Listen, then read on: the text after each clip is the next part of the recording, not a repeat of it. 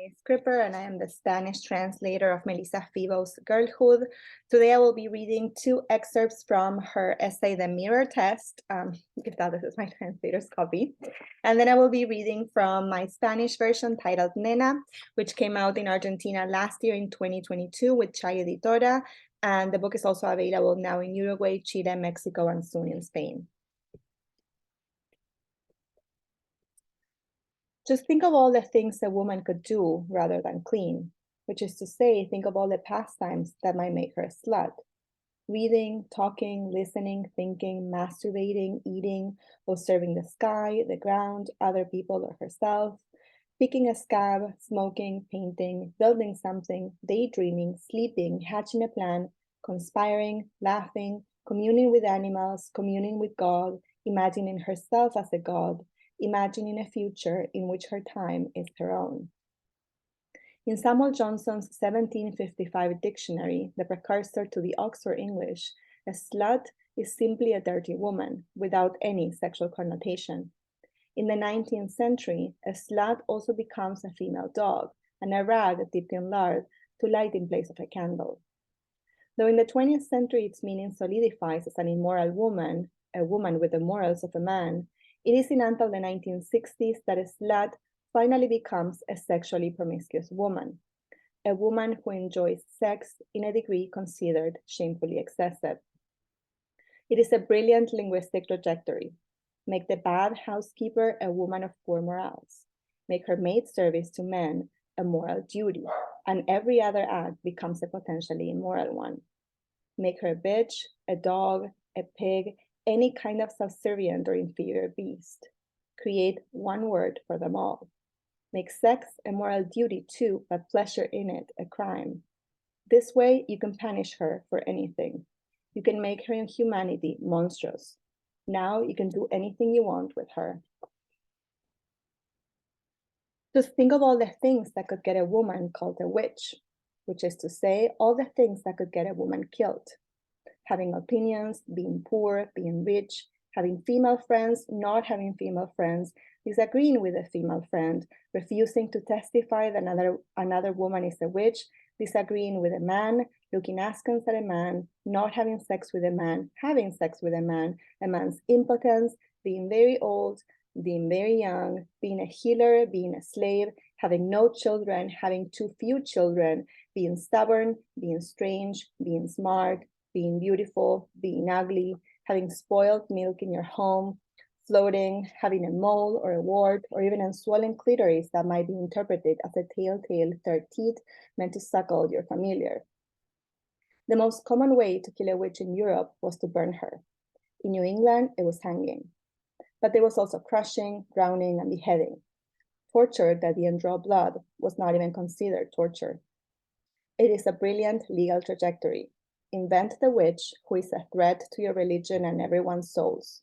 Make witchcraft illegal and put men in charge of trying the accused. Make the woman a beast of low morals and perverse passions. Make any behavior that threatens you a sign of witchcraft. This way, you can punish her for anything. You can make her humanity monstrous. Now, you can do anything you want to her.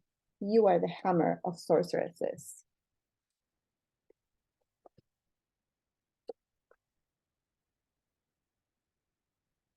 Pensar en todas las cosas que una mujer podría hacer en vez de limpiar. O mejor dicho, todos los pasatiempos que la volverían una puta. Leer, hablar, escuchar, pensar, masturbarse, comer, mirar el cielo, el suelo, a otra gente o a sí misma, sacarse una cascarita, fumar, pintar, construir, soñar despierta, dormir, tramar, conspirar, reír, comunicarse con los animales, conversar con Dios, creerse una diosa, imaginar un futuro donde su tiempo le pertenece. En el diccionario de Samuel Johnson de 1755, el precursor del diccionario de inglés de Oxford, slut se refiere tan solo a una mujer sucia, sin ninguna connotación sexual. En el siglo XIX, la palabra también empezó a usarse para un perro hembra y un trapo recubierto de grasa que se encendía en reemplazo de una vela. Es durante el siglo XX que se consolida la palabra para referirse a una mujer inmoral, una mujer con la moral de un hombre, pero no fue sino hasta la década de 1960 que slut por fin terminó por significar puta.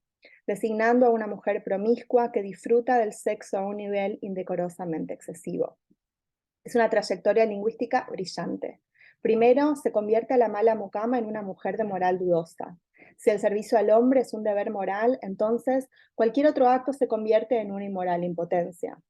Luego se transforma en perra, cerda, en un ser servil, una bestia inferior.